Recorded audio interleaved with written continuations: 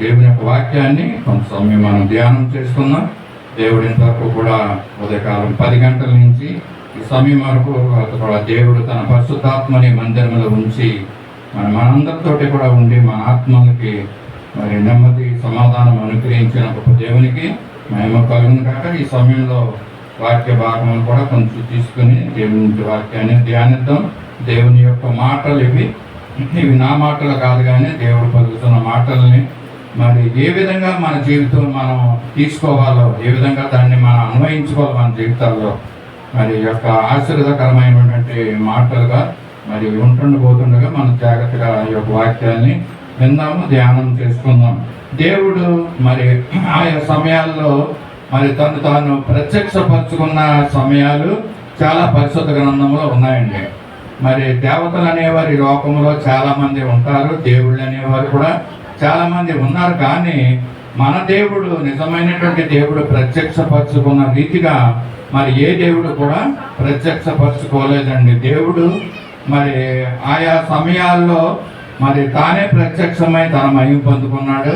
అలాగే కొంతమంది వ్యక్తుల ద్వారా, కొంతమంది భక్తుల ద్వారా దేవుడు మరి తను ప్రత్యక్షపరచుకొని తను చెప్పనైనటువంటి ఉద్దేశాలు వారికి తెలియజేశాడు. మరి అలాగే ప్రవక్తలను కూడా మరి ఏర్పరచుకొని దేవుడు తన ఉద్దేశాలని మరి తెలియపరిచి ఆయా ప్రజలకి ఆయా సమయాల్లో ఆయా దినాల్లో మరి తెలియజేయమన్నట్లుగా మనం చాలా వాక్యాలు మన పరిశుద్ధ గ్రంథంలో మనం చూస్తూ ఉంటున్నాం. మరి ఈ దినాన్ని కూడా మరి దేవుని యొక్క మరి ఉద్దేశాలు, దేవుని యొక్క తలంపులు, దేవుని యొక్క సంకల్పాలు ఏమై ఉన్నాయో మానవుల పట్ల, మన పట్ల మనం ఒక విషయాన్ని మనం నేర్చుకుందాం. దేవుని యొక్క తలంపులు మానవుల పట్ల ఏ విధంగా ఉన్నాయో అదే విధంగా ఆఖరిగా మన పట్ల దేవుని యొక్క మరి తలంపులు ఏ విధంగా ఉన్నాయో మనం గుర్తెరిగి మనం జీవించాలి. దేవునికైతే మనల్ని పుట్టక ముందే మన గురించి ఆయనకు ఎరుకై ఉన్నదండి. మనం ఏ విధంగా ఉంటున్నామో, ఏ విధంగా జీవిస్తున్నాం, మానవుని యొక్క అంతరంగాలన్నింటిలో కూడా తెలిసిన దేవుడు కనుక మరి ఆయన యొక్క మరి ఉద్దేశాలు ఏ విధంగా మన పట్ల ఉన్నాయో, భక్తుల పట్ల ఉన్నాయి, రాజుల పట్ల ఏ విధంగా ఆయన యొక్క ఉద్దేశాలు ఉన్నాయి, తలంపులు ఉన్నాయి, మరి ఆయన సంకల్పాలను ఏ విధంగా నెరవేర్చుకున్నాడో మరి ఒక విషయాన్ని మనం ఇక్కడ జ్ఞాపకం చేసుకుందాం.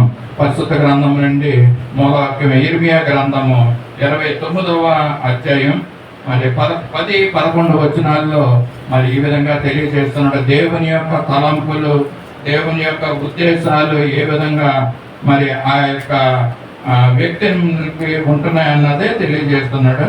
తీసిన వారు ఎవరైనా ఇర్మియా గ్రంథం 29వ అధ్యాయం 10-11 వచనాలు మన బబులోను రాజ్యమునకు 70 సంవత్సరములు గతించిన తరువాతనే మిమ్మల్ని కూర్చి నేను పలికిన శుభవార్త నెరవేర్చి ఈ స్థలమునకు మిమ్మల్ని తిరిగి రప్పించినట్లు నేను మిమ్మల్ని దర్శించును. నేను మిమ్మల్ని కూర్చి ఉద్దేశించిన సంగతులను నేను ఎరుగుదును. రాబో కాలమందు మీకు నిరీక్షణ కలుగునట్లుగా అవి సమాధానకరమైన ఉద్దేశములే గాని హానికరమైనవి కావు. ఇదే యెహోవా వాక్కు. చాలండి, చూస్తున్నారు కదా. మరి 70 సంవత్సరములు ఇశ్రాయేలు ప్రజలు చెరలో ఉన్నప్పుడు తర్వాత దేవుని యొక్క ఉద్దేశము ఏంటన్నది ఇక్కడ తెలియజేస్తూ ఉంటున్నాడు. ఏం చెప్తున్నాడంటే, నేను మిమ్మల్ని గూర్చి ఉద్దేశించిన సంగతులను నేను ఎరుగుదును అని అంటున్నాడండి. ప్రతి ఒక్క వ్యక్తి గురించి దేవుని యొక్క ఉద్దేశాలు ఏమైనా ఉన్నావో మరి ఆయన ముందుగానే ఎరిగి ఉంటున్నాడండి. ఇక్కడ ఇశ్రాయేలు ప్రజల పట్ల దేవుని యొక్క ఉద్దేశము ఇక్కడ బయలుపరుస్తూ ఉంటున్నాడు. ఏమని చెప్తున్నాడంటే, నేను ఉద్దేశించే సంగతులు మిమ్మల్ని గురించి, మీ గురించి నేను ఏమైతే ఉద్దేశించానో, ఏమైతే మరి ప్రణాళికలు మీ పట్ల నేను వేసుకొని ఉన్నానో మరి అవి నేను ఎరుగుదును అంటున్నాడు. దేవుడు కనుక సర్వాన్ని సృష్టించిన సృష్టికర్త కనుక మానవులందరినీ కూడా జన్మింపచేస్తున్న మరి తన చిత్తంలో నడిపిస్తున్నటువంటి దేవునికి మరి సమస్తము తెలిసిన కనుక మరి వారి పట్ల ఏవైతే ఉద్దేశాలు ఉద్దేశించున్నాడో ఆయన తెలుసుననేసి ఇక్కడ మరి చెప్పడం మనం చూస్తూ ఉంటున్నాము. అవి ఎలాగుంటున్నాయి అంటే ఆ ఉద్దేశాలు, ఆ తలంపులు, దేవుని యొక్క తలంపులు ఏ విధంగా ఉంటున్నాయంటే, రాబో కాలం ముందు మీకు నిరీక్షణ కలుగునట్లుగా అవి సమాధానకరమైన ఉద్దేశాలే కానీ హానికరమైనవి కావు అంటున్నాడు. అవునండి, దేవుని యొక్క మరి దేవుని నమ్మిన వారి పట్ల దేవుని యొక్క ఉద్దేశాలు మరి హానికరముగా ఉండవండి. అవి దీవెనకరముగానే ఉంటాయి. అవి మేలైనవిగా ఉంటాయనేసి ఇక్కడ మనం చూస్తూ ఉంటున్నాము. దేవుడు మనకి నిరీక్షణ కలిగినట్లు చాలా మంది ఈ యొక్క జీవన స్థితిలో చాలా మంది మరి ఎంతో ఆయాసపరకరమైనటువంటి జీవితాన్ని జీవిస్తూ ఉంటున్న దినాల్లో దేవుడిచ్చిన వాగ్దానం ఏంటంటే మరి మీకు నిరీక్షణ కలుగునట్లు ఒక శుభవార్తను తెలియజేస్తున్నట్లుగా దేవుడు ఇక్కడ చెప్తున్నాడు.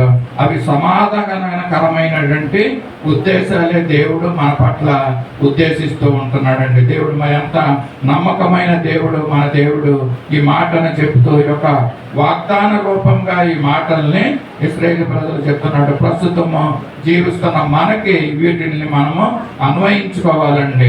మనకి ఎటువంటి నిరీక్షణ మరి కలిగి ఉండాలి. మరి ఏ విధమైనటువంటి మన జీవితంలో హోప్ లేని సమయంలో, నిరీక్షణ లేని సమయంలో దేవుడే మరి మాకు నిరీక్షణ, మాకు దేవుడే ఆధారం అని మనం చెప్పుకుని జీవిస్తున్న దినాల్లో దేవుడు వాగ్దానం చేస్తున్నాడు. అవును, నువ్వు నిరీక్షణ కలిగి ఉండున్నావు, మరి నీకు సమాధానకరమైనటువంటి మరి నీ పట్ల నేను ఉద్దేశించి ఉన్నాను అని అంటున్నాడు దేవుడు.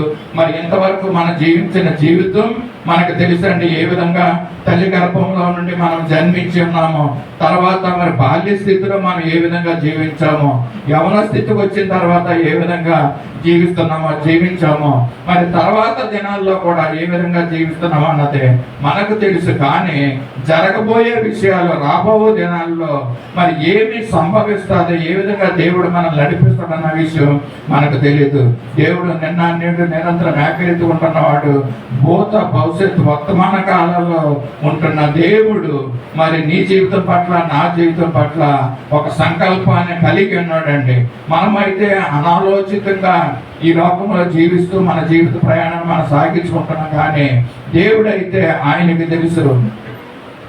ఇక్కడ కూర్చున్న మన ప్రతి ఒక్కరి మీద దేవుడు ఒక ప్రత్యేకమైనటువంటి ప్రణాళిక ఉన్నదండి. ఎవరైతే దేవుణ్ణి మరి ఇది నమ్ముతారో, దేవుని సంకల్పాలు నా ఎడల ఉన్నవి, అవి దేవుడు నెరవేరుస్తాడు, అవి అత్యున్నతమైనటువంటి స్థితికి, ఉన్నతమైనటువంటి స్థితిలో దేవుడు నన్ను నడిపిస్తాడని నమ్మకం ఉంచుకున్న వారి పట్ల దేవుడు నిజంగానే వారి దేవుని యొక్క సంకల్పాలు వారి జీవితాల్లో నెరవేరుస్తూ ఉంటున్నాడండి.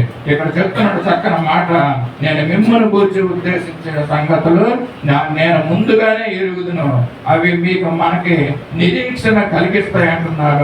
సమాధానకరమైనటువంటి పరిస్థితులు నెలకొల్పుతాను అని అంటున్నాడు. ఈ దినాన్న మరి ఎంతమంది హృదయాల్లో సమాధానం లేక ఉన్నారో, ఆయా పరిస్థితులను బట్టి, ఆయా మరి గలిబిలిమైనటువంటి జీవితాన్ని బట్టి, లేక మరి ఏ విధమైనటువంటి సంతృప్తి లేని జీవితాలు జీవిస్తూ ఉన్నారో, ఏ విధమైనటువంటి సమాధానం లేనటువంటి జీవితాలు జీవిస్తున్నారో, అటువంటి వారందరికీ దేవుడు మధ్యాహ్నకాల సమయంలో మాట్లాడుతున్నాడు, ఒక నిరీక్షణ కలిగిస్తున్నాడు. మన పట్ల దేవుడు సమాధానకరమైనటువంటి సంగతులను ఉద్దేశించి ఉంచాడంటండి. మరి రాబో దినాల్లో దేవుడు మనం నమ్మినట్లయితే మరి ఏ విధమైనటువంటి హానికరమైనవి మనకు కలగవు అనేసి దేవుడు ఒక వాగ్దానం చేస్తూ ఉంటున్నాడు. కనుక నమ్మిన వారందరూ కూడా దేవునికి ఒకసారి మనం హల్లెలూయా చెప్తాం. మన జీవితంలో దేవుడు మనం నిరీక్షిద్దాం దేవుని పట్ల. మరి నేను నిజంగానే నా జీవితంలో, నా కుటుంబ జీవితంలో దేవుడు నాకు సమాధానం ఇస్తాడనేసి మనం నమ్ముతూ మరి ముందుకు వెళ్తాం. దేవుడు నిజంగానే చెప్తున్నాడు, అవి మన కుటుంబాలకి దీవెనకరంగా ఉంటాయంటండి. దేవుడు ఉద్దేశించిన ఉద్దేశాలు మన కుటుంబాలకి, మనకు దీవెనకరంగా ఉంటాయంట. అంతేకాకుండా అవి మేలు చేసేవిగా ఉంటాయి. అంటే రాబో దినాల్లో దేవుడు మన జీవితాల్లో మేలు చేయబోతున్నాడు అనేసి ఇక్కడ వాగ్దానం చేస్తున్నాడు. మరి దేవుని ఇచ్చిన యొక్క ఆజ్ఞ మరి మనమందరం కూడా నమ్మి విశ్వసించి మనం ముందుకు వెళ్ళాలి. దేవుడు మన పట్ల ఆయన ఉన్నటువంటి తలంపులు, మన పట్ల ఆయన ఉన్నటువంటి ఉద్దేశాలు, సంకల్పాలు అవ్వచ్చు, మరి ఏమైనా కూడా మన విశ్వాసంతో ఆయన మన విశ్వాసం ఉంచి మనం జీవించినట్లయితే దేవుడు మన పట్ల ఆయన తలంపుల్ని, ఆయన ఉద్దేశాలని మనల్ని ఉపయోగించుకుని దేవుడు మరి నెరవేరుస్తాడు. అనేక మందికి దీవెనకరంగా మనల్ని నిలబెడతాడు. మనల్ని, మన కుటుంబాలని మరి అనేక అనేక మందిని మరి దేవునిలోకి రావడానికి, రక్షణ మార్గంలోకి నడిపించడానికి మన కుటుంబాలను మరి దేవుడు మరి వినియోగించుకుంటాడనేసి ఈ యొక్క మధ్యాహ్నకాల సమయంలో తెలియజేస్తున్నాను. దేవుని యొక్క తలంపులు ఏ విధంగా ఉంటాయో మనం ఒకసారి చూద్దామండి. ఎలాంటి తలంపులు మన పట్ల దేవుడు కలిగి ఉన్నాడంటే కీర్తనలు 40 చూస్తున్నాము. ఆయన యొక్క తలంపులు ఎలాగుంటాయి, అవి ఎలాగంటి మరి ఆశ్చర్యమైన క్రియలు, అద్భుతమైనటువంటి కార్యాలు దేవుడు మరి మన పట్ల ఆయన సంకల్పించి ఉన్నాడు. మనం చూద్దాం. కీర్తన 40. నీవు మా ఎడల జరిగించిన ఆశ్చర్య క్రియలను, మా ఎడల నీకున్న తలంపులు బహు విస్తారములు, వాటిని వివరించి చెప్పుదని అనుకుంటేవా అవి లెక్కకు మించి ఉన్నవి. నీకు సాటి అని వాడు ఎక్కడనూ లేడు. చాలండి. చూసారు కదా, ఇక్కడ కీర్తనకారుడు ఏం చెప్తున్నాడంటే మరి ఆయన యొక్క తలంపులు మరి అవి మరి బహు విస్తారంగా ఉంటున్నాయంట మన ఎడల. మరి దేవుని యొక్క తలంపులు మన ఎడల విస్తారంగా ఉంటున్నాయి. ఏ తలంపులు తలంచుకొని ఉంటున్నాడో, ఏ విధమైన ప్రణాళిక మన జీవితాల ద్వారా వెయ్యాలని, మన కుటుంబాలని ఏ విధంగా కట్టాలని, మన కుటుంబాల మీద ఏ విధమైన ప్రణాళిక, దేవుని ప్రణాళిక ఉంటున్నాయంటే ఆ ప్రణాళికలు అన్నీ కూడా చాలా విస్తారంగా ఉంటున్నాయంట. దేవుని యొక్క తలంపులు మన ఎడల విస్తారంగా ఉంటున్నాయంట. అవి లెక్కకు మించినవిగా ఉంటున్నాయంట. అవి చెప్పేదని అనుకుంటున్నా అవి లెక్కకి మించి ఉన్నాయనేసి అని దేవుడు మనకి కీర్తనకారుడు ద్వారా మనకు తెలియజేస్తున్నాడు. నిజమేనండి, దేవుని యొక్క తలంపులు మన ఎడల ఉన్నాయి. ఆయన యొక్క పని దృష్టి మన మీద ఉంది. చాలా మంది మరి ఎంతో బలహీనమైన పరిస్థితుల్లో మరి కొన్నిసార్లు మరి దేవుడిని అశ్రద్ధ చేస్తూ, నిర్లక్ష్యం చేస్తూ మరి ఇక దేవుడు ఉన్నాడా, నా ప్రార్థన ఆలకిస్తున్నాడా, నా మొరను వింటున్నాడా అనేసి డౌట్లోకి మరి కొంతమంది వెళ్ళిపోతూ ఉంటారు. ఎందుకంటే ఆ పరిస్థితులు ఆ విధంగా ఉంటాయండి. వారిని బాధ పెట్టి ఆ పరిస్థితులు ఆ విధంగా ఉండడం వల్ల దేవుని మీద ఉన్నటువంటి భక్తిని వారికి సన్నగిల్లిపోతూ ఉంటుంది అనమాట. వారి దేవుని మీద ఉన్నటువంటి విశ్వాసము వారికి సన్నగిల్లిపోతూ ఉంటుంది. కానీ అందుకని దేవుడు చెప్తున్నాడు ఇక్కడ మాట, నీ ఎడల నాకున్నటువంటి తలంపులు బహు విస్తారములు అనేసి దేవుడు మళ్ళా మనకు వాగ్దానం ఇస్తున్నాడు. మనల్ని బలపరిచే ఒక వాక్యాన్ని మనకి ఇక్కడ ఇస్తున్నాడు. నిజంగానే దేవుని మీద మనం నమ్మకం పెట్టుకుని మరి జీవించినట్లయితే ఆయన తలంపులు, అవునండి, ఇశ్రాయేలు ప్రజల మీద మరి దేవుడు ఎన్ని తలంపులు పెట్టుకున్నాడో, ఎన్ని ఆలోచనలు పెట్టుకుని ప్రణాళిక వేసుకుని ఏ విధంగా దేవుడు వారిని నడిపించడం మనందరికీ తెలుసు. ఎటువంటి అద్భుత కార్యాలు చేశాడో మనందరికీ తెలుసు. కనుక మన విశ్వాసంలో మనం ఎక్కడ కూడా మనం బలపడాలండి. మన ఎడల ఆయనకు ఉన్నటువంటి తలంపులు బహు విస్తారములు. ఆ దేవుని మరి మనం ప్రక్కన పెట్టి మన యొక్క ప్లాన్స్ మరి వేరే విధంగా వేరే విధంగా జీవించుకోకుండా దేవుని మీద మన యొక్క ప్రణాళికలు మరి మన యొక్క ఆలోచనలు ఆయన మీద పెట్టుకుని మనం జీవించినట్లయితే, దేవుడు ఆయన యొక్క మనుషులుగా మనం ఈ లోకంలో జీవించినట్లయితే దేవుడు మన పట్ల మనం ఆయన యొక్క తలంపులను నెరవేరుస్తారని కూడా యొక్క మధ్యాహ్నకాల సమయంలో తెలియజేస్తున్నాను. ఆయన జరిగించినటువంటి ఆశ్చర్య క్రియలు నిజమే. ఇందా చెప్పాను కదా, బాల్య దినముల నుంచి మరి ఈ దినం వరకు, ఈ సమయం వరకు దేవుడు చేసిన అద్భుత కార్యాలు, ఆశ్చర్యకార్యాలు నా జీవితాల్లో మరి ఎంతో అవి చాలా విస్తారములండి. అవి ఎన్నో లెక్కకు మించినవి. ఒకవేళ అవి మర్చిపోయాము దేవుడు చేసిన మేలుని, దేవుడు ఏ విధంగా మన ఆపదల నుంచి కాపాడుకుంటూ వచ్చు. మరి ఈ యొక్క దినాన్ని సజీవులుగా మన దేవుని సన్నిధిలో మన నుంచి మరి ఆయన స్తుతించేవారుగా మనం చేస్తున్నాడంటే ఆయన మన ఎడల ఉన్నటువంటి తలంపులు అవి ఎంతో విస్తారవంతమైనవి, అవి ఎంతో ఉన్నతమైనటువంటివని కూడా మనం తెలియజేస్తున్నాం. ఈ సమయంలో దేవుడు ఇటు రీతిగా మన కాపాడటానికి మరి దేవుని ఎంతో తన ఉచితమైన కృప, మరి కేవలం తన యొక్క మరి కృపను బట్టి మనల్ని జీవించుకుంటూ ఈ లోకంలో మనం నడిపించుకుంటూ వస్తున్నాడు. కనుక మనం ఆయనకి మరి కృతజ్ఞతలుగా మన ఈ లోకంలో భద్రమై ఉన్నాం. అంతేకాకుండా అనేక మందికి దీవెనకరంగా, ఆశీర్వాదకరంగా మనం ఉండాలి. మరి పరిశుద్ధ గ్రంథంలో దేవుని యొక్క ఉద్దేశాలు మరి తలంపులు ఏ విధంగా నెరవేర్చుకుంటున్నాడో మరి కొన్నిసార్లు కొంతమంది భక్తుల్ని ఏర్పాటు చేసుకుని దేవుడు మరి ఆయన తలంపుల్ని నెరవేర్చుకుంటున్నాడు. ఆయన యొక్క ప్రణాళిక నెరవేర్చుకుంటున్నాడు. చాలా విషయాలు ఉన్నాయండి. కానీ దానిలో ఒక వ్యక్తిని మాత్రమే మనం జ్ఞాపకం చేసుకుందాం. మరి తండ్రికి ఇష్టమైనవి, పరమ పరలోకపు తండ్రి అయిన దేవునికి ఇష్టమైనటువంటి ఒక వ్యక్తి ఆది కాండంలో మనం చూస్తూ ఉంటున్నాము. అది ఎవరో కాదు, యాకోబు గురించి మనం చూద్దాము. యాకోబు గురించి దేవుని యొక్క ఉద్దేశము ఏ విధంగా ఉంది, లేక యాకోబు మరి ఏ విధమైనటువంటి ఉద్దేశాలు కలిగి ఉన్నాడు. ఎంత చెప్పాను, మనం ఏం చేస్తామంటే దేవుణ్ణి పక్కన పెట్టి మన ఉద్దేశాలు మనం నెరవేర్చుకుంటూ ఉంటామండి. మన తెలివితేటలను బట్టి, మన జ్ఞానాన్ని బట్టి మనం నడుచుకుంటూ ఉంటాం చాలాసార్లు, దేవుని మీద మనం ఆధారపడుకోకుండా. ఆ విధంగానే ఇక్కడ యాకోబు కూడా మరి కొన్ని ఉద్దేశాలు ఉన్నాయండి. ఏ ఉద్దేశాలు అయితే ఆయన ఉద్దేశించి ఉన్నాడు మనం చూద్దాం ఒకసారి. ఆదికాండము 28వ అధ్యాయము 20-21 వచనంలో ఒక మాట ఉంది. యాకోబు ఉద్దేశించిన ఉద్దేశం చూద్దాం. యాకోబు, నేను తిరిగి ఆ తండ్రి ఇంటికి క్షేమంగా వచ్చినట్లు దేవుడు నాకు తోడై ఉండి నేను వెలుచున్న ఈ మార్గంలో నన్ను కాపాడి తిరుటకు ఆహారమును ధరించుటకు వస్త్రములను నాకు దయచేసిన ఎడల యెహోవా నాకు దేవుడై ఉండును. ఇక్కడ చూస్తున్నారు కదండి, ఏముంది? యాకోబు యొక్క ఉద్దేశము ఏమైంది, యాకోబు యొక్క కోరిక ఏ విధంగా ఉండాలనేసి మరి ఈ లోకంలో జీవిస్తున్న యాకోబు మరి ఏమనుకుంటున్నాడో చూద్దాం. ఈ విధంగానే మన యొక్క జీవితాలు, మన యొక్క ఆలోచనలు, తలంపులు కూడా ఈ విధంగానే ఉంటున్నాయండి. ఏమంటున్నాడంటే యాకోబు ఇక్కడ ఏం కావాలంటున్నాడంటే, నేను తిరిగి నా తండ్రి ఇంటికి క్షేమముగా వచ్చినట్లు దేవుడు నాకు తోడై ఉండి. ఈయన ఎక్కడికి వెళ్తున్నాడంటే మరి ఆయన యొక్క తండ్రి, మరి యాకోబు యొక్క తండ్రి ఇస్సాకు మరి పద్దనరాముకు వెళ్ళి అక్కడ నీకు ఒక కుమార్తెను, కానాని కుమార్తెలో ఎవరిని వివాహం చేసుకోకుండా పద్దనరాముకి వెళ్ళి నీ తల్లికి తండ్రి అయిన బెతువేలు ఇంటికి వెళ్ళమంటున్నాడు. అక్కడ వెళ్ళి లాబాను కుమార్తెలో ఒక దాన్ని వివాహం చేసుకుంటానికి వెళ్ళు అని చెప్పినప్పుడు మరి యాకోబు గారు అక్కడ నుంచి, ఇంటి దగ్గర నుంచి బయలుదేరాడండి. బయలుదేరుతూ ఇక్కడ మాట చెప్తున్నాడు అనమాట. దేవుని దగ్గర మరి ఒక మాట చెప్తున్నాడు ఏంటంటే, నాకు మళ్ళా నేను లాబాను ఇంటికి వెళ్ళి మళ్ళా తిరిగి నేను క్షేమముగా మరి నా తండ్రి ఇంటికి క్షేమముగా వచ్చిన దేవుడు మార్గములో నన్ను కాపాడి ఏం కావాలంటే దీనికి తినడానికి ఆహారము, ధరించుకుంటానికి వస్త్రాలు కావాలనేసి మరి అడుగుతున్నాడండి. యాకోబు యొక్క ఆలోచన లేక ఉద్దేశము, ఆయన యొక్క కోరిక ఏమై ఉందంటే తినడానికి ఆహారము, ధరించుకుంటానికి వస్త్రాలు కావాలనేసి.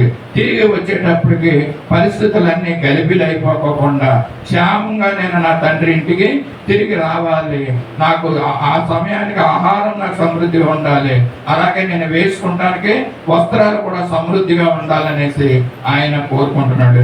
యాకోబు యొక్క ఉద్దేశము తినటానికి మరి ధరించుకుంటానికి ఉన్నది. ఇక్కడ మత్తయి సువార్త 6:25 వచనంలో తీయక్కర్లేదండి, మనందరికి తెలిసిన వాక్యమే. ఏమి తిందుమో అని మరి ప్రాణం గురించి, ఏమి ధరించుకుందామని మీ దేహమును గురించి చింతించవద్దు అంటున్నాడండి. మరి యాకోబు ఏం చేస్తున్నాడంటే ఇక్కడ మరి తన తిండికి మరి తక్కువ కాకుండా ఉండాలి, వేసుకుంటానికి వస్త్రాలు ఉండాలనేసి మరి ఇక్కడ అంటున్నాడు. కానీ దేవుని యొక్క వాక్యం అంటున్నాడు, మరి ఏమి తిందుమో ఏమి త్రాగుదమో అని మీరు చింతించొద్దు అంటున్నాడు. మీరు తినడానికి మీ యొక్క తిండి కంటే మీ ప్రాణము, అలాగే మీ దేహము కంటే, నీ వస్త్రము కంటే నీ దేహము శ్రేష్టము కావాలనేసి అక్కడ మనం తెలియజేయడం మనం చూస్తున్నాం కదండి. నిజమే కదా. మరి వస్త్రాల కంటే మన దేహం ఎంతో శ్రేష్టమైనది. మరి తిండి కంటే మన దేహము, మన యొక్క ప్రాణము చాలా ముఖ్యమైనదిగా మనకి తెలియజేస్తూ ఉంటున్నారు. యాకోబు ఇక్కడ అడుగుతున్నాడు, నాకు తిరిగి వచ్చే సమయానికి నాకు తింటకు, ఆహారము ధరించుకున్నటకు వస్త్రము నాకు దయచేసి నాకు ఇవ్వమనేసి యెహోవా నాకు తోడై ఉండి మరి నన్ను కాపాడుకోగలనట్లుగా ఇక్కడ ఆయన ప్రార్థన చేస్తున్నాడు. ఇప్పుడు చెప్పాను కదండి, దేవుని యొక్క ఉద్దేశాలు ఏ విధంగా మన పట్ల ఉంటాయి, మన ఉద్దేశాలు ఏ విధంగా ఉంటాయి. మన ఉద్దేశాలు యాకోబుని మనం తీసుకున్నాం. ఇక్కడ యాకోబు యొక్క ఉద్దేశము తినడానికి తిండి, వేసుకోవడానికి వస్త్రాలు కావాలి. అయితే పరమ తండ్రి అయిన దేవుడు మరి యాకోబు పట్ల ఏ విధమైనటువంటి చిత్తాన్ని కలిగి ఉన్నాడు, ఏ విధమైనటువంటి ఉద్దేశాలు కలిగి ఉన్నాడో మనం చూడాలి ఇక్కడ.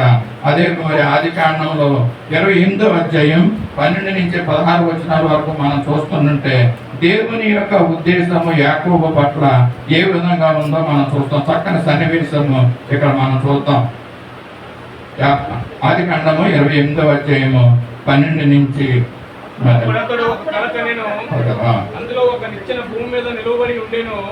దాని కొన ఆకాశం అంటేను. దాని మీద దేవుని దూతలు ఎక్కుచూ దిగుచుండిరి.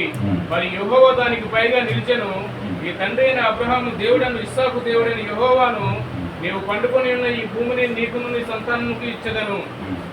నీ సంతానము భూమి మీద లెక్కకు ఇసుకరేణువలే నగును. నీవు పడిమట్టి తట్టును, పడమటి తట్టును, పూర్వమటి తట్టును, ఉత్తరపు తట్టును, దక్షిణపు తట్టును వ్యాపించెదవు. భూమి యొక్క వంశములన్నీ నీ మూలంగాను నీ సంతానం మూలంగాను ఆశీర్వదించబడిను. చాలండి. ఇక్కడ యాకోబుకి దేవుడు యొక్క చిత్తం యాకోబు పట్ల ఏమై ఉందో ఇక్కడ చాలా చక్కగా మనం చూస్తున్నాం. అబ్రహాము ఇస్సాకు దేవుడిని అనేసి ఇక్కడ దేవుడు చెప్తున్నాడు. ఈ భూమిని నీకును నీ సంతానమునకును ఇచ్చేదననేసి యాకోబుతో చెప్తున్నాడు. అలాగే కాకుండా నీవు తూర్పు పడమర ఉత్తర దక్షిణను తట్టు వ్యాపించేది, అంటే లోకమంతా కూడా నువ్వు వ్యాపించి ఉంటావు అని చెప్తున్నాడు. భూమి యొక్క వంశములన్నీ నీ మూలముగా ఆశీర్వదింపబడినని చెప్తున్నాడు. నీ వెళ్ళు ప్రతి స్థలమందు నిన్ను కాపాడుతాననేసి దేవుడు చెప్తున్నాడు. దేవుని యొక్క మరి ఉద్దేశం ఏ విధంగా ఉందో చూసారు కదండి. యాకోబు పట్ల దేవుని యొక్క ఉద్దేశము నిజంగా మనం ఆలోచిస్తే మరి ఎంతగా దేవుడు యాకోబును దీవించాలని అతని యొక్క ప్రణాళికలు, ఆయన యొక్క ప్రణాళికలు ఏ విధంగా ఉన్నాయో మనం ఇక్కడ చూస్తూ ఉంటున్నాం. ఎంతగా దేవుడిని మరి యాకోబుని ఆశీర్వదించాలనుకున్నాడు. తూర్పు నుంచి పడమర వరకు, ఉత్తరా నుంచి దక్షిణ తట్టు వరకు కూడా నువ్వు వ్యాపించదవని సంతానమును మరి ఇసుక రేణుల వలె చేస్తానంటున్నాడండి. అబ్రహాముకి ఇచ్చిన వాగ్దానం, అబ్రహాము ఇచ్చిన యొక్క మాట మరి ఈ యొక్క యాకోబులో దేవుడు దాన్ని నెరవేర్చడం మనం చూస్తున్నాం. మరి యాకోబులో నుంచి 12 వంశాలు మరి గోత్రాలు రావడం మనం చూస్తున్నాం. ఆ విధంగా లోకమంతా కూడా మరి ఇశ్రాయేలు ప్రజలు చెదరి ఉన్నట్లుగా మనం ఈ దినాన్ని కూడా మనం చూస్తున్నాం. ఇశ్రాయేలుని ఏ విధంగా దేవుడు ఆశీర్వదిస్తున్నాడు, ఆనాడు అబ్రహాముకి యాకోబుకి ఇచ్చిన వాగ్దానాన్ని దేవుడు ఏ విధంగా నెరవేరుస్తున్నాడో కూడా మనం చూస్తూ ఉంటున్నాము. మరి యాకోబు అయితే చాలా ఆయన యొక్క ఉద్దేశం, మన ఉద్దేశాలు కూడా ఇలాగే ఉంటాయండి. చాలా లిమిటెడ్గా ఉంటాయి మన ఉద్దేశాలు. మరి ఏం చెయ్యాలనుకున్నా కూడా ఇది ఉంటే చాలు ప్రభు అన్నట్టుగా మనం ఉంటాం. కానీ దేవుని ఉద్దేశాలు నీ పట్ల నా పట్ల ఈ మధ్యాహ్నకాల సమయంలో ఏమై ఉన్నాయో మనం ఒకసారి కనిపెట్టాలి. మనం ఒకసారి దేవుని దగ్గర మరి చూడాలండి. ఏ విధంగా దేవుడు మన జీవితాలని మరి మార్చబోతున్నాడు రానున్న దినాల్లో, ఆయన సంకల్పాలు ఏ విధంగా ఉన్నాయో మనం నిరీక్షణ కలిగి ఉండాలి. యాకోబు కూడా ఇదే మాట తెలియజేస్తున్నాడు. నేను నిన్ను భూమి మీద లెక్కకు ఇసుక రేణుల వలె నీ సంతానాన్ని చేస్తానంటున్నాడు.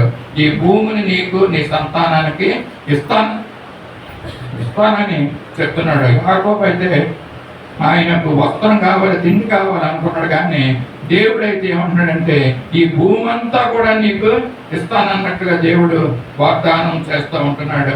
అంతేకాకుండా నీ వెళ్ళు ప్రతి స్థలమందు మరి నిన్ను కాపాడుకొస్తాననేసి దేవుడు మనకు మరి యాకోబుకి తెలియజేయడం మనం చూస్తున్నాం. దేవుడు ప్రత్యక్షమై యాకోబుకి ఈ విధంగా తెలియజేయడం మనం చూస్తూ ఉంటున్నాం.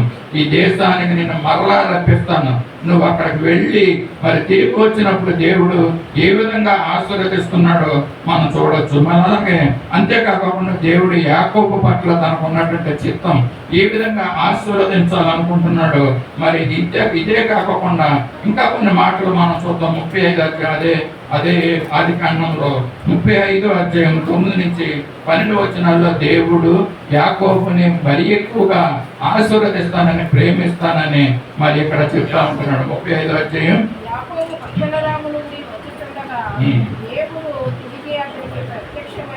అతన్ని ఆశీర్వదించాడు. అప్పుడు దేవుడు అతనితో నీ పేరు యాకోబు, ఇక మీదట నీ పేరు యాకోబు అనబడదండి, నీ పేరు ఇశ్రాయేలు అని చెప్పి అతనికి ఇశ్రాయేలు అని పేరు.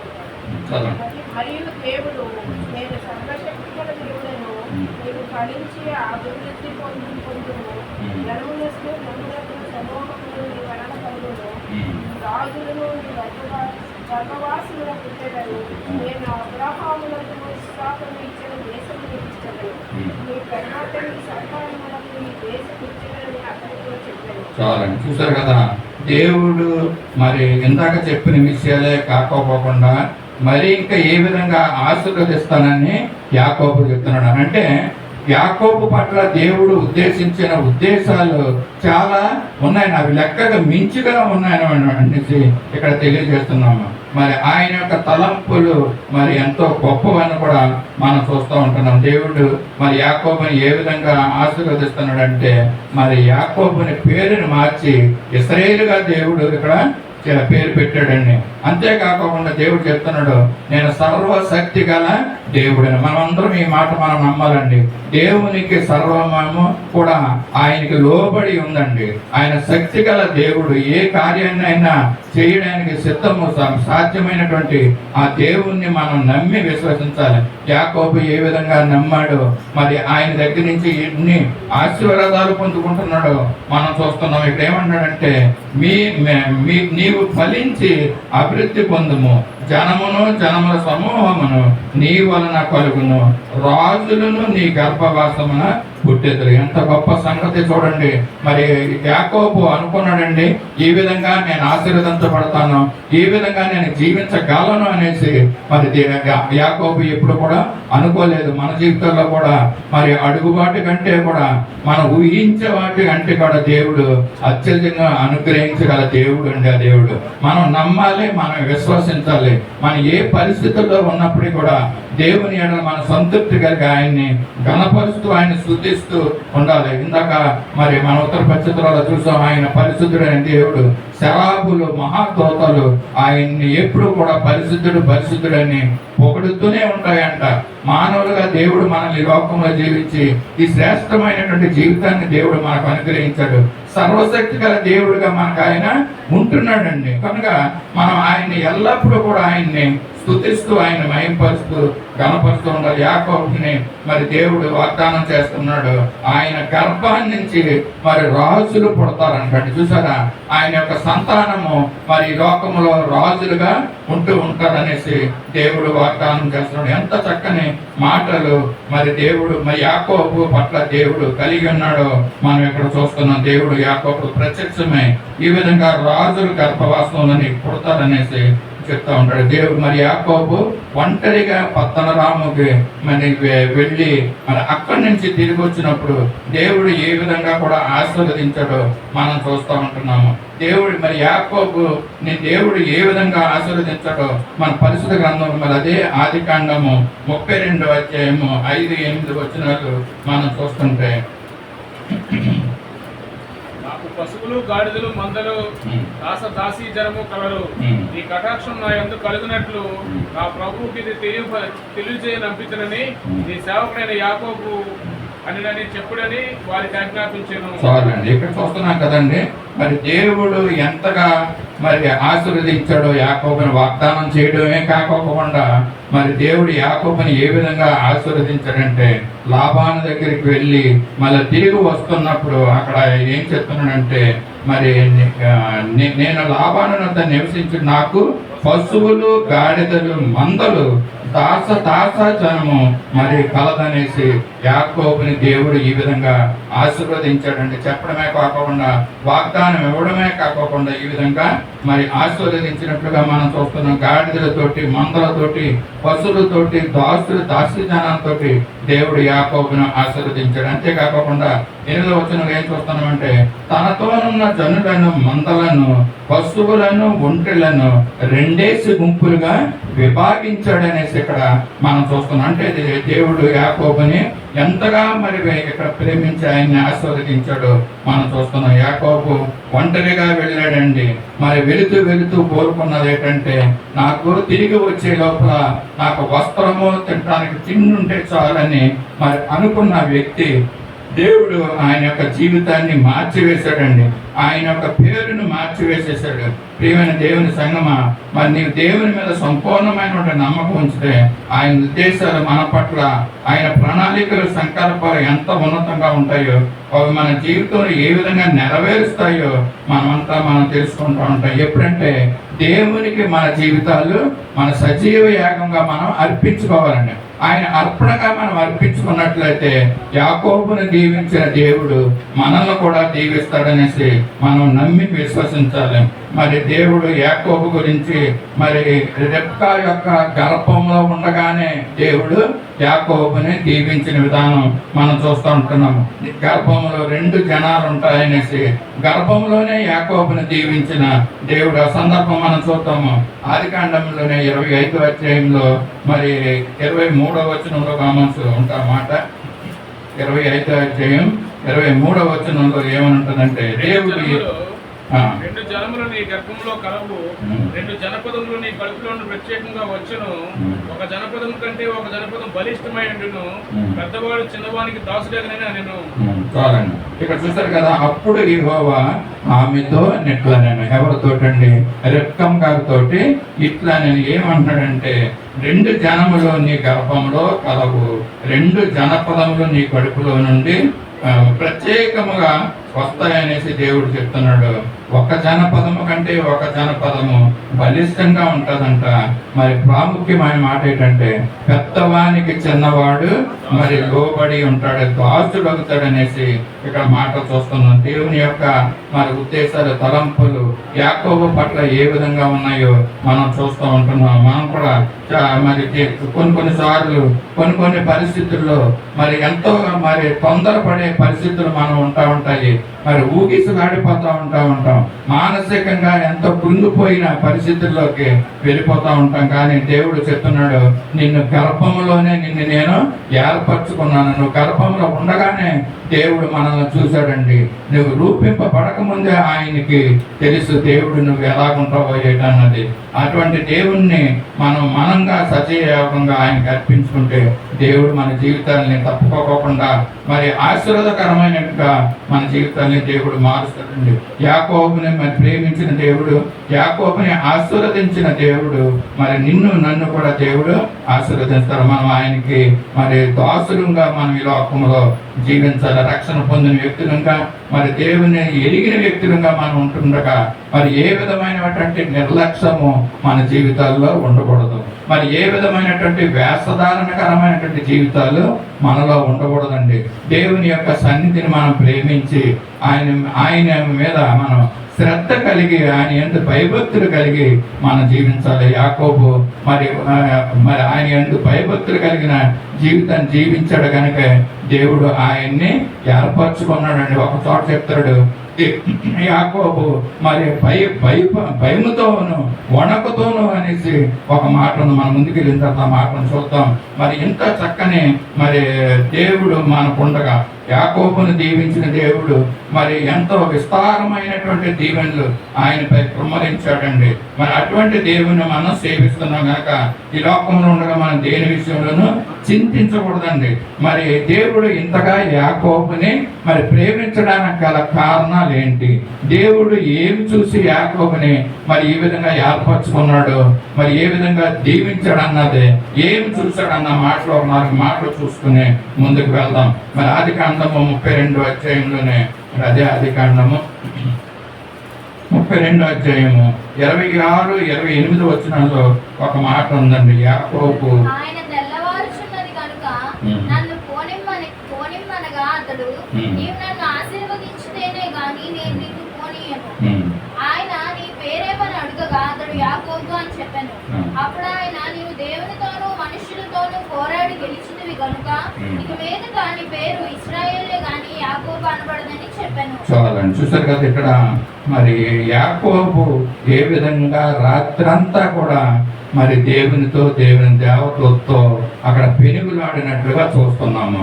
అంటే పెనుగులాట అంటే ప్రార్థన, దేవునితో ప్రార్థన. రాత్రంతా కూడా ఆయన ప్రార్థనలో ఉండి దేవుని పట్టుకుని నన్ను దీవిస్తేనే కానీ నేను నిన్ను పోనివ్వననేసి ఇక్కడ మాటలు చూస్తూ ఉంటున్నాను. తెల్లవారుతున్నది కనుక నన్ను పోనిమ్మనేసి మరి యొక్క దేవదూత మరి అడుగుతుంటే మరి యాకోబు అంటాడు, నీవు నన్ను ఆశీర్వదించితేనే కానీ నిన్ను పోనీయనట్టుగా మనం చూస్తున్నాం. మరి ఎంత మరి ప్రార్థన పట్టుదల గల వ్యక్తిగా మరి యాకోబును మనం చూస్తున్నాం. ఇక్కడ యాకోబు మరి ఆ రాత్రి అంతా కూడా మరి ఆయనతో పెనుగులాడినట్టుగా మనం చూస్తాం. 28వ వచనంలో చూస్తాం. నీవు కనుక ఏం చెప్తుందంటే దేవుడు, నీవు దేవునితోనూ మనుషులతోనూ పోరాడి గెలిచితివి కనుక ఇక మీదట నీ పేరు ఇశ్రాయేలే గాని యాకోబు అనపడదనేసి దేవుడు ఈ విధంగా దీవించి ఉన్నాడని చూశారు కదా. దేవుడు యాకోబు యొక్క పట్టుదల, యాకోబుని దేవుడు ఎందుకు ప్రేమించాడు, యాకోబుని ఎందుకు ఆశీర్వదించాడన్న విషయాల్లో మనం చూస్తుంటే మనకి ఈ విధమైనటువంటి పట్టుదల, ప్రేమ దేవుని ఎడల మనకి లేకపోవడం వల్లే మనం ఏంటంటే నామకార్థమైనటువంటి క్రైస్తవులుగా ఈ లోకంలో జీవిస్తున్నాం. దేవుణ్ణి నిజంగా రుచి చూసి ఆయన మనం తెలుసుకోలేకపోతున్నాం. అలాంటి జీవితాలు కనుక మనకు ఉంటే దేవుడు తప్పుకోకుండా మనల్ని కూడా ఆశీర్వదిస్తాడు. నేను చెప్తాను, మన కుటుంబాల్లో ఈ రోజుల్లో ఉన్నటువంటి అనేకమైనటువంటి క్లిష్టతరమైనటువంటి పరిస్థితులన్నీ మరి ఎందుకు వస్తున్నాయంటే మన దేవునిలో సంపూర్ణంగా మన ఆత్మల దేవునికి సమర్పించుకొని మనం జీవించలేని కారణాన మనం అనేకమైనటువంటి బాధలు, ఇక్కట్లు, శ్రమలతో మనం మన జీవితాన్ని గడుపుతూ ఉంటున్నాం. మరి యాకోబు అయితే మరి దేవుణ్ణి మరి రాత్రంతా కూడా ఆయన పెనుగులాడుతూ ఉంటున్నాడంట, ప్రార్థిస్తున్నాడంట. తెల్లవారుల వరకు ఆయన ప్రార్థిస్తున్నాడు, నిన్ను ఆశీర్వదిస్తానే కానీ నిన్ను పోనివ్వననేసి దేవునితో, మనుషులతో కూడా మరి ఆయన పోరాడి పెనుగులాడినట్టుగా మనం చూస్తూ ఉంటున్నాం. అదే ఆదికాండము 32:31లో మరొక మాట ఉంది, దేవుడు యాకోబుని ఎందుచేత మరి ఆయన్ని అంతగా ఆశీర్వదించడానికి, మరి యాకోబు ద్వారా దేవుడు మరి మహిమ పొందడానికి ఎందుకు ఉద్దేశించుకున్నాడంటే మరి రెండో మాటగా మనం చూద్దాం. 32 సాగిపోయినప్పుడు సూర్యోదయం ఆయను, అప్పుడు అతడు తోడొకటొచ్చు నడిచెను. అందుచేత ఆయన యాకోబు తోడకూటి మీద తుంటి నరము కొట్టినందున నేటి వరకు ఇశ్రాయేలీయులు తొడకూటి మీదనున్న తుంటి నరము తినరు. చాలండి, ఇక్కడ చూసారు కదా. మరి యాకోబు అక్కడ రాత్రి అంతా పెనుగులాడిన తర్వాత పెనూయేలు నుంచి మరి సాగిపోతున్నప్పుడు మరి సూర్యోదయం అయిందంటాడు. అంటే తెల్లవారులో కూడా దేవునితో మరి ఆయన గడిపినట్లుగా మనం చూస్తూ ఉంటున్నాము. సూర్యోదయం అయింది. ఆయన అంతకుముందు జీవితము ఒకవేళ చీకటి గలటువంటి జీవితంలోనే ఉన్నాడేమో. మరి ఆ యొక్క మందల్ని, ఆ యొక్క దాసి జనాల్ని అందరినీ కూడా మరి యాసావుని ఎదుర్కొంటారు. మరి ముందుకు వెళ్తుంటే యాసావు వస్తున్నాడు అని చెప్పినప్పుడు మరి యాకోబు వాళ్ళందరినీ కూడా ముందుకి 2 గుంపులుగా చేసి ముందుకు పంపించాడంట. ఇతను ఒక్కడే అక్కడ నిలిచిపోయి దేవుని ఆ రాత్రి పూట మరి దేవుణ్ణి మరి ప్రార్థించడం, పెనుగులాడటం మనం చూస్తూ ఉంటున్నాము. కానీ అలా ప్రార్థించిన తర్వాత ఆ రాత్రి ఆ చీకటి యొక్క మరి సమయం దాటిపోయిన తర్వాత ఒకవేళ యాకోబు జీవితంలో అంతకుముందు ఒకవేళ ఏదైనా చీకటి వంటి పరిస్థితులు ఏమైనా ఉన్నాయేమో, కానీ ఆ రోజు రాత్రి తర్వాత ఉదయం అయినప్పుడు సూర్యోదయం అయింది అనేసి అంటున్నాడు. యాకోబు జీవితంలో ఒక వెలుగు వచ్చింది అనమాట అండి. దేవుడు యాకోబు ఆ వెలుగుని ఆకర్షించుకుని మరి చీకటిని పారద్రోలినట్లుగా మనం చూస్తున్నాం. యాకోబు యొక్క రెండో లక్షణం, మరి మంచి విషయాన్ని దేవుడు ఏం చేశాడంటే మొట్టమొదటిగా రాత్రంతా దేవుని మధ్యతో పెనుగులాడుతూ ప్రార్థిస్తూ ఉంటున్నట్టుగా మనం చూస్తున్నాము. అలాగే తెల్లవారిన తర్వాత సూర్యోదయం అయినప్పుడు ఆ వెలుగుని ఆయన యొక్క జీవితంలో మరి ఆకర్షించుకున్నట్లుగా మరి చూస్తూ ఉంటున్నాం. మూడవదిగా యాకోబు యొక్క మంచి లక్షణాల్లో ఒక లక్షణం మనం చూద్దాము. ఆయన ఏ విధంగా దేవుని పట్ల భయాన్ని, భక్తిని కలిగి ఉంటున్నాడు. మరి ఆదికాండం 28వ అధ్యాయం 17వ వచనంలో మనం చూస్తున్నాం. దేవుని యందు భయభక్తులు కలిగి ఉండడం వల్ల దేవుడు యాకోబుని ఎన్నుకుని తన యొక్క సంకల్పాలను యాకోబు ద్వారా నెరవేర్చుకుంటూ మనం ఇక్కడ చూడొచ్చు. ఎంతో భయంకరము, ఇది దేవుని మందిరమే గాని వేరొకటి కాదు, పరలోకపు గవిని ఇదే అనుకొనెను. తెల్లవారినప్పుడు యాకోబు లేచి తాను తలగడగా చేసుకున్న రాయి తీసి దాన్ని స్తంభముగా నిలిపి దాని కొన మీద నూనె పోసెను. ఇక్కడ మరి యాకోబు దేవుడు అంటే భయభక్తులు కలిగి ఉన్నట్టుగా మనం ఇక్కడ చూస్తున్నాం.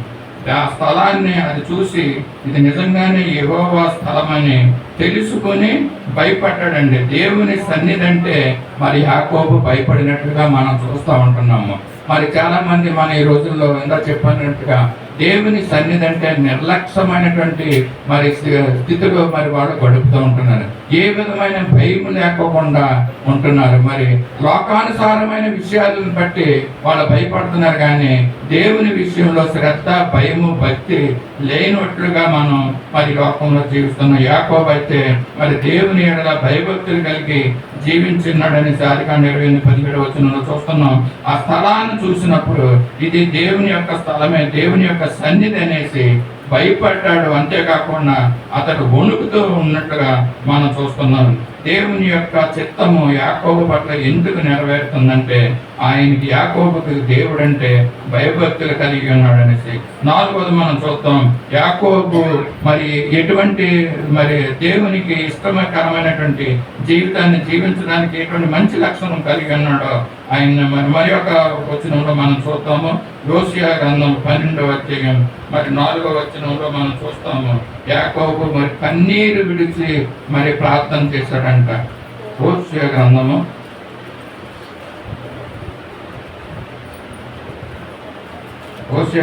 12వ అధ్యాయం 4వ వచనంలో చెప్తూ ఉంటాడు. ఇదే మరి దేవదూతతో ఆ రాత్రి అంతా పోరాడిన మరి యాకోబు ఏ విధంగా పోరాడాడో, ఏ విధంగా ఉన్నాడో ఇక్కడ చూస్తూ ఉంటాం. అతడు దూతతో పోరాడి జయమందెను. కన్నీరు విడిచి అతని బ్రతిమాలెను. బేతేలులో ఆయన అతనికి ప్రత్యక్షమయ్యాడు. చూసారు కదా, యాకోబు ఏ విధంగా మరి దేవుని ఎడల భయభక్తులుగా ఉన్నాడో, అంతేకాకుండా ఆయన ఆ దూతతో తెల్లవారులు కూడా మరి పెనుగులాడినట్లుగా మనం చూస్తున్నాం. అంతేకాకుండా ఆయన కన్నీరు విడిచి మరి ప్రార్థన చేసినట్లుగా, ఆ దూతని బ్రతిమాలినట్లుగా మనం ఇక్కడ చూస్తున్నాం. అంటే యాకోబు కన్నీరు విడిచి ప్రార్థించే జీవితము ఆయనకి ఉందండి. అందుకని దేవుడు యాకోబును మరి ఎన్నుకుంటానికి మరి కారణం అన్నట్లుగా ఇక్కడ తెలుస్తుంది. అందువల్ల దేవుడు యాకోబుని ఎన్నుకొని ఆయన ద్వారా మరి దేవుడు మహిమ పొంది ఉన్నాడు అనేసి మనం చూస్తున్నాం. ఇంకొక మంచి లక్షణం ఉందండి యాకోబుకి. 5వ లక్షణం ఏంటంటే ఆయన 10వ వంతు దశమ భాగాన్ని చెల్లించే విషయంలో కూడా మరి యాకోబు ఆయన జీవితంలో దాన్ని అన్వయించుకున్నాడంట. ఆ వచనం ఆదికాండం 28వ అధ్యాయం 22వ వచనంలో మనం చూస్తూ ఉంటున్నాం. దేవునికి నేను నిలిపిన ఈ రాయి దేవుని మందిరమగును, మరియు నీవు నాకు ఇచ్చి యావత్తులో 10వ వంతు నిశ్చయముగా నీకు చెల్లించదనని మొక్కుకొనెను. చాలండి, చూసారు కదా, యాకోబు మరి ఆయనకు వచ్చిన ఆదాయం అంతటిలో కూడా మరి యావత్తులో 10వ వంతు నిశ్చయంగా నీకు చెల్లిస్తాననేసి దేవుని మొక్కుకోవటమే కాకుండా ఆయన 10వ వంతు చెల్లించాడండి. అందుకే దేవుడు మరి ఆయనకి ఏ విధమైనటువంటి మరి ఆయనకున్నటువంటి ఆస్తి యావత్తులో కూడా మరి 10వ వంతు ఇచ్చినట్లుగా మనం చూస్తూ ఉంటున్నాము. ఆయన ఇచ్చిన మాట చొప్పున దేవునికి ఆ మాట నెరవేర్చి ఉన్నాడు. కనుక దేవుడు యాకోబుని ప్రేమించాడు, యాకోబుని ఏర్పరచుకున్నాడు. మరి ఉత్తర, దక్షిణ, తూర్పు మరి పడమర దిక్కులన్నింటినీ కూడా ఆయన సంతానాన్ని ఆశీర్వదించి మరి ఆ యొక్క ప్రాంతాలన్నింటిని కూడా మరి ఆశీర్వదించినట్టుగా మనం చూస్తూ ఉంటున్నాం. యాకోబుని బట్టి ఆయన సంతానం అంతా కూడా మరి ఆశీర్వదింపబడ్డది. నేను చూస్తున్నాం కదండి, ఇంతగా దేవుడు మరి యాకోబుని ఇష్టపడడానికి, ఏర్పరచుకోవడానికి రాత్రంతా ఆయన ప్రార్థించాడు, పెనుగులాడాడు. మరి యాకోబు జీవితంలో మరి వెలుగుని ఆయన ఆకర్షించుకున్నాడు. దేవుడు అంటే భయభక్తులు కలిగినటువంటి జీవితము, వణుకు కలిగినటువంటి జీవితం ఆయన కలిగి ఉన్నాడండి. అంతేకాకుండా యాకోబు కన్నీటి ప్రార్థన చేశాడంట. అంతేకాకుండా ఆఖరుగా మరి 10వ వంతు ఆయనకి మరి దేవునికి తన ఆస్తి యావత్తులు మరి ఆయనకి ఇచ్చినటువంటి యావత్తులో 10వ వంతు దేవునికి చెల్లిస్తున్నట్లుగా మనం ఇక్కడ చూస్తూ ఉంటున్నాం. ఎంత చక్కని మరి లక్షణాలు యాకోబు కలిగి ఉన్నాడు.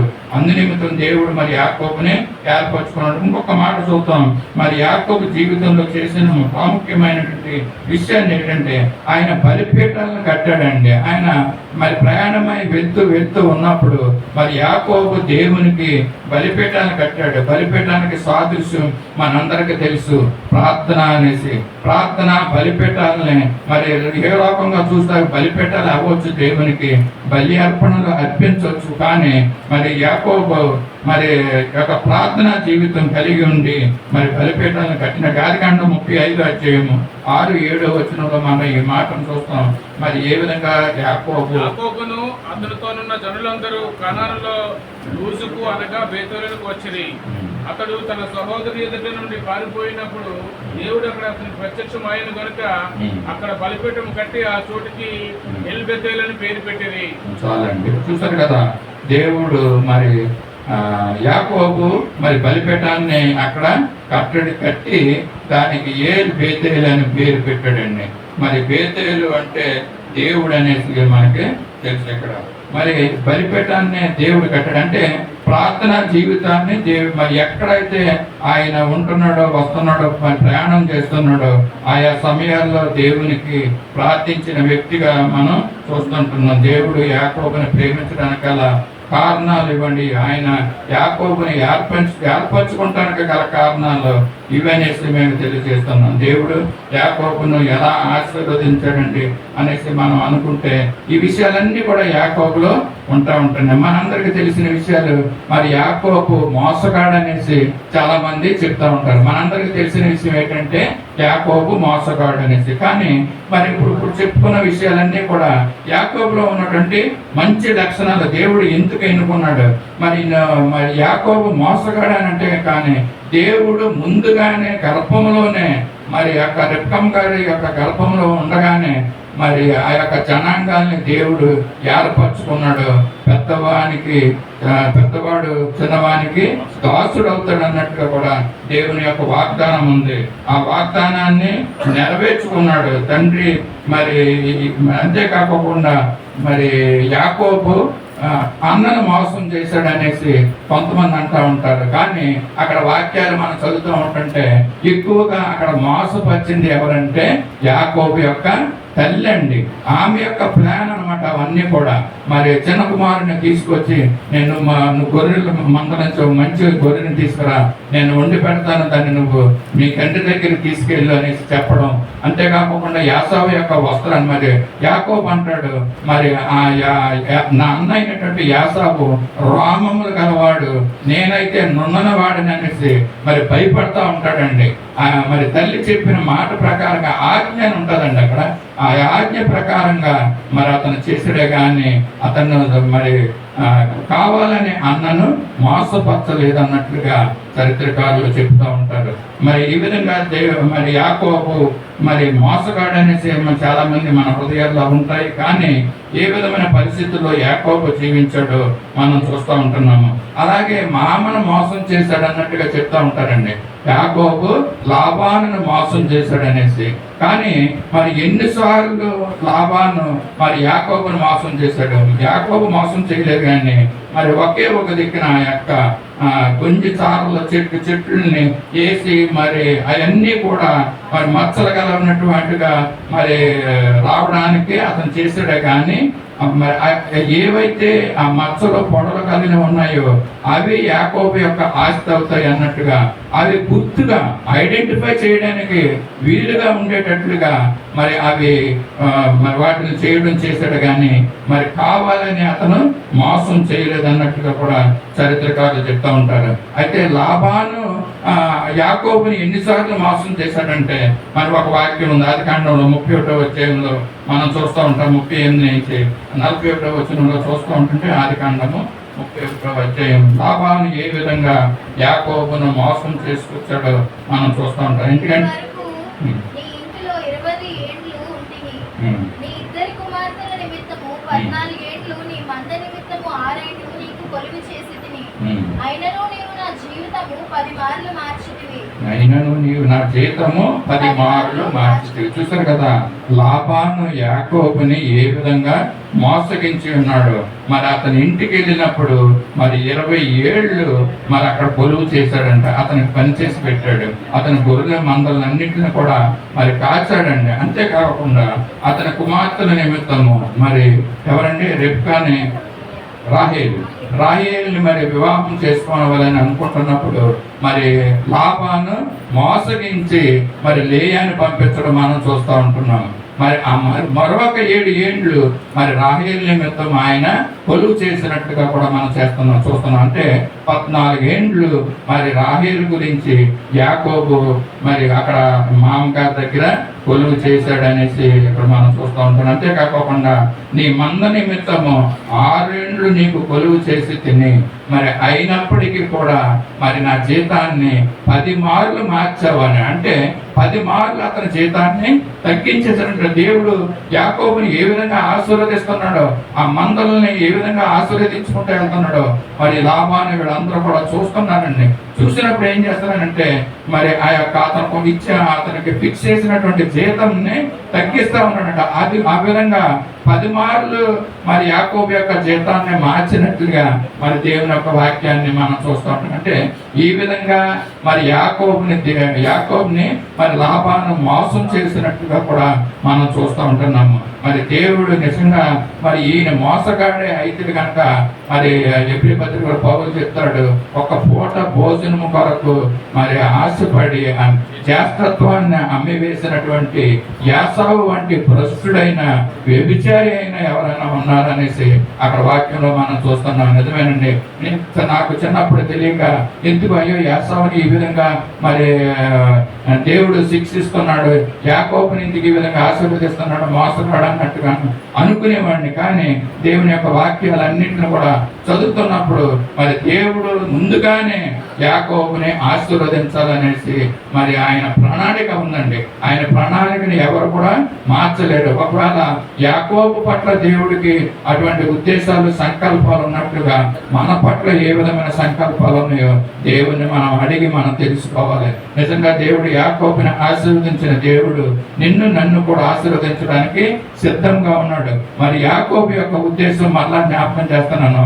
ఆయనకు కావాల్సింది ఒక తిండి, బట్టలు ఇవ్వు నాయన, నేను తిరిగి వచ్చే లోపల నాకు అవి లేకోకుండా చేయొద్దని మరి యాకోబు ప్రార్థించినప్పుడు మరి దేవుడైతే ఆయన పట్ల ఉన్నతమైనటువంటి ప్రణాళికలు కలిగి ఉన్నాడు.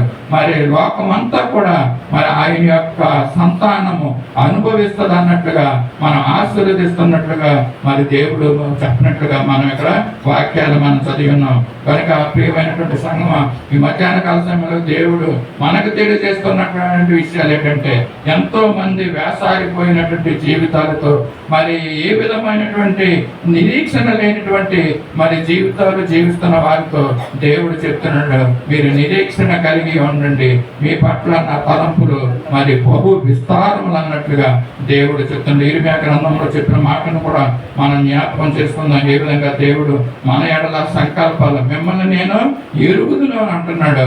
ఆయన యొక్క సంకల్పాలు మీ ఎడల నేను చేసినటువంటి సంకల్పాలు, ఉద్దేశాలు అవి క్షేమకరమైనవి, అవి సమాధానకరమైనవి అనేసి దేవుడు చెప్తున్నాడు. నిజమే, మన జీవితంలో రాబోయే దినాల్లో దేవుడు మనకి క్షేమము, సమాధానము, దీవెనలు, మేలు మనకి దాచి ఉంచిన మేలుని దేవుడు మనం అనుగ్రహిస్తాడనేసి నమ్మి మనం జీవించాలని. ఎందుకంటే ఆయన మాట ఇచ్చి తప్పనివాడు కనుక దేవుని ఎడల మన నమ్మకం, విశ్వాసం ఉంచి అట్రీతిగా మనం ముందుకు కొనసాగుదాం. యాకోబుని దీవించిన దేవుడు మనల్ని కూడా దీవిస్తాడనేసి నమ్ముచు ముందుకు సాగుతాం. దేవుడు ఈ కొద్ది మాటలు మన వెనుకటిలో దేవుడు ఆశీర్వాదకరంగా చేయను గాక. ఆమె ప్రార్థన చేసుకున్నాం. చిన్న ప్రార్థన. మహాపరిశుద్ధుడిని, సర్వశక్తి కృపానిధి, కరుణా సంపన్న కృపకరమైన దేవ, నీ పరిశుద్ధ పాదాలకి వేలాది వందనం, స్తుతులు, స్తోత్రాలు చెల్లించుకుంటున్నాం. ఈ మధ్యాహ్న కాల సమయంలో మా తండ్రి, మా సత్య సువార్త సహవాసాన్ని మీరు జ్ఞాపకం చేసుకుంటూ మీరు యొక్క ఆత్మీయంగా మమ్మల్ని బలపరుస్తూ మమ్మల్ని నడిపిస్తున్న గొప్ప దేవాన్ని స్తోత్రాలు వందనం. నువ్వు నిజమైన దేవుడిగా, సజీవుడైన దేవుడిగా ఉంటున్నావు. మా ఎడల నీ యొక్క ప్రణాళికలు, నీ సంకల్పాలను బట్టి నీ స్తుతులు, స్తోత్రాలు చెల్లించుకుంటున్నాం. నీ అవి ఎన్నో నువ్వు చేసిన ఆశ్చర్యమైన కార్యాలు మా ఎడల ఇదో ప్రభు నీకున్నటువంటి తలంపులు అవి లెక్కకు విస్తారములైనటువంటి నువ్వు సెలవిస్తున్నావు. మా ప్రభుని ప్రభ మా జీవితాల్లో నువ్వు అటు రీతిగా ఇదో ప్రభ ఇంతవరకు మా జీవితంలో నువ్వు చేసిన ఆశ్చర్యమైన కార్యాలు, అద్భుత కార్యాలను బట్టి నీ కృతజ్ఞతాస్తుతులు, స్తోత్రాలు చెల్లించుకుంటున్నాం. ఈ మధ్యాహ్న కాల సమయంలో నువ్వు ఇచ్చిన వాక్యం ఇదో ప్రభ భాగాలను బట్టి నీకు స్తుతులు, స్తోత్రాలు చెల్లించుకుంటున్నాం. తండ్రి, మేమందరం కూడా నీ మీద నిరీక్షణ కలిగి ఉండట్లో నీ రాకడ కొరకే ఎదురు చూసేవారు ఆహారంగా ఇదిగో ప్రభా ఎత్తబడే సంఘంగా ఆ సంఘాన్ని అట్టిగా తీర్చిదిద్దమని కొడుతున్నాం. చేరి వచ్చిన మమ్మల్ని అందరినీ కూడా మరోసారి నీ చేతులు సమర్పించుకుంటున్నాం. మళ్ళా తిరిగి ఈ విధంగా మిమ్మల్ని కలుసుకుని నిన్ను స్తుతించి నిన్ను ఆరాధించే వారి వరకు నీ కాపుదల భద్రత మాకు అనుగ్రహించమని కొడుచు. ఈ కొద్దిప్పుడు మా కొరకై తిరిగిరానన్న నజరేయుడైన యేసయ్య పరిశుద్ధ నామంలో అడిగి వేడుకొంచున్నాం తండ్రి, ఆమేన్. దయచేసి అంత లేచి నిలబడదాం. పరలోక ప్రార్థన ఆశీర్వాదంతో సమర్పిస్తుంది. పరలోకముందున మా తండ్రి, నీ నామం పరిశుద్ధపరచబడును గాక, నీ రాజ్యం వచ్చిన గాక, నీ చిత్తం పరలోకం మీద నెరవేర్చినట్లు భూమి మీద నెరవేరిన గాక. మాకు కావాల్సిన అందిన ఆహారం నేడు మాకు దయచేయండి. మా రుణస్తులను క్షమించిన ప్రకారం మా రుణం క్షమించండి. మమ్మల్ని శోధనలోకి చేత తప్పించండి. రాజ్యము బలము మహిమ నిరంతరము ఏమైనా తండ్రి, ఆమె. మన పరమ తండ్రి అయిన దేవుని దివ్యమైన ప్రేమ, మన ప్రభువును రక్షకుడైన యేసుక్రీస్తు యొక్క శాశ్వతమైన కృప, సర్వసత్యమునికి నడిపిస్తున్న పరిశుద్ధాత్మ దేవుని అన్యోన్య సహవాసము, సన్నిధి, సమాధానము, కాపుదల, సంరక్షణ, భద్రత, నడిపింపు తలలో ఉంచిన మనందరికీ, మన కుటుంబములకు, సంఘానికి, చారిత్రక సంఘములకు ఇప్పుడు ఎల్లప్పుడూ సదాకాలము తోడయుండి నడిపించునుగాక. ఆమేన్.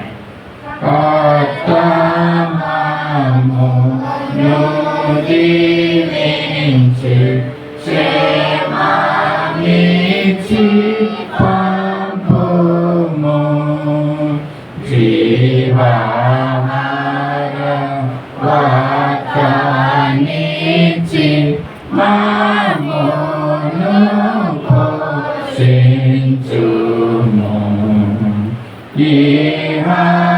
నిన్ను వేడుకొని బాగుగా స్తుతింతుము. పారమందు చేరి ఇంకా స్తోత్రము చెల్లింతుము. ఆమేన్. అందరికీ వందనాలండి.